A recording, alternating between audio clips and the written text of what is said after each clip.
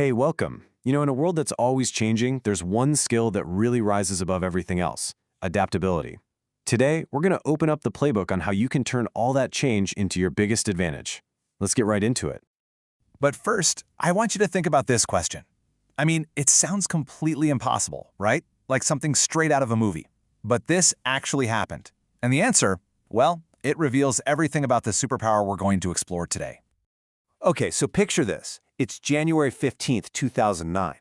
U.S. Airways Flight 1549 is taking off from LaGuardia, climbing out over one of the busiest cities on the planet.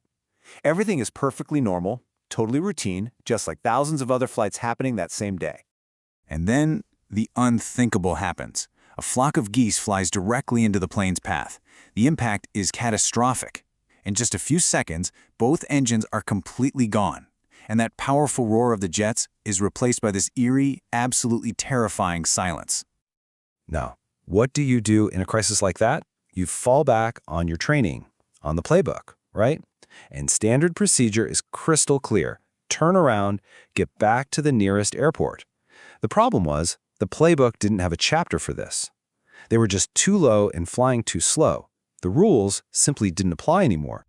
So the pilot, Captain Sullenberger, had to literally throw the playbook out the window. He saw the one and only option that wasn't in any manual, and he made an incredible, split-second, high-stakes call to use the Hudson River as a runway. And the result of that decision? All 155 people on board survived. Every single one of them. It was so incredible, it was called the Miracle on the Hudson. But here's the thing. It wasn't a miracle. It was a masterclass in adaptation. And that really brings us back to the core question, doesn't it? What is that capability? What's that thing that allows someone to just toss out the rulebook and invent a life-saving solution under the most extreme pressure you can possibly imagine? Well, that skill actually has a name, and it's a type of intelligence that's fast becoming the most critical one we can have in this modern world. So let's break down exactly what this superpower is all about. First up, we have Adaptability Intelligence, or AI. Now, right away, don't confuse this with artificial intelligence. This is a deeply, truly human trait. It's that core set of skills, your natural ability to change how you think and what you do when the world throws you a massive curveball. It's exactly what Captain Sully tapped into when he realized the old plan was completely useless. And adaptability intelligence isn't just one simple thing. It's really a mix of a few key ingredients. Cognitive flexibility, that's being able to see new possibilities. Unlearning and relearning, letting go of old rules to make space for new ones. Resilience, of course, bouncing back when things go wrong, and a growth mindset, that core belief that you can actually get better.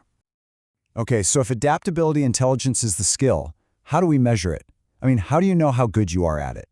Well, that's where the Adaptability Quotient, or AQ, comes in. You can think of it just like your IQ or your EQ, but this one's for handling change.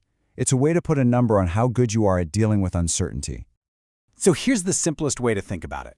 Adaptability intelligence, the AI, is the skill. The adaptation quotient, the AQ, is the score. It's like one is the engine and the other is the speedometer. Your AI is the dynamic process of adapting, while your AQ is the number we use to benchmark that talent and figure out how to make it even better. All right, so we've got the theory down. We know what it is, we know how to measure it. But what does a person with a high AQ actually look like in the real world? What do they do? Let's take a look at the blueprint for how this works in practice. Yeah, see, having a high AQ isn't just some abstract number on a page. It shows up in two very distinct ways. In the way you think, that's your internal mindset, and in the way you act. Those are your external behaviors. Let's dig into both. First up, the mindset. This is kind of like your internal operating system, People with a high AQ, they don't see change as a threat. For them, it's an opportunity. They genuinely believe they can learn new things. They're curious, they're always asking questions, and maybe most importantly, when a crisis hits, their brain doesn't get stuck on the problem. It jumps straight to, okay, how do we solve this? And that kind of mindset, it leads directly to these kinds of actions.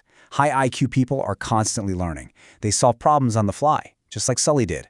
They have this amazing ability to stay calm under pressure. They actually go looking for constructive feedback. And they're proactive. They don't just wait around for change to happen to them. They intentionally step outside their comfort zone to get ready for it. Now, I know what you might be thinking. Sure, this is all great for an airline pilot in a crisis, but what about the rest of us? Well, turns out this skill is absolutely universal. Let's look at just a few quick examples from totally different worlds. Let's take Henry Ford. The problem back then wasn't just building a car. The real problem was that cars were basically toys for rich people. A less adaptable person might have just tried to build a slightly better luxury car, but Ford, he adapted the entire system of manufacturing with the assembly line to solve the real underlying problem, making cars affordable for everyone. Now that is high AQ thinking. Or how about Nordstrom? When online shopping started to crush traditional retail stores, they could have just seen the internet as the enemy, but instead, they adapted. They asked, how can we use this threat and turn it into an advantage? And their solution, buy online, pick up in store, was brilliant. It merged the ease of digital shopping with the great service of a physical store. And I love this next one because it's such a perfect, clever, everyday example. An IT pro had to get some critical old software to run on a brand new computer. The standard solution, buying expensive updates, wasn't an option. So they got creative. They figured out the software just needed to think the old program was there. So they tricked it by adding a few lines of code. A simple, elegant, and highly adaptable fix. So there you have it. We've seen what adaptability looks like from 30,000 feet up in the air to the factory floor, all the way down to a computer screen. So now, let's bring it all back to you. Why is understanding your own AQ so important? Right here, right now. Well, here's the bottom line. In the world we live in today, with nonstop disruption and change, your ability to adapt isn't some nice-to-have soft skill anymore. It has become your single most critical professional asset. It's the thing that will likely determine your success more than almost any technical skill you have. So, if you're going to remember just a few things from our time together, let it be these. First, adaptability isn't some kind of magic. It's a real skill that you can measure and you can learn. Second, it's a powerful mix of how you think and what you actually do. Third, it is a massive advantage no matter what your job is. And finally, and this might be the most important point of all, this is not a fixed trait. Anyone can improve their AQ with a little intentional practice. Which brings me to one last question for you. As you head into your week, think about a challenge that's on your plate. It could be big or small. How could you approach it a little differently? What's just one thing you could do to flex that adaptability muscle? Because the better you get at answering that question, the more ready you'll be for pretty much anything.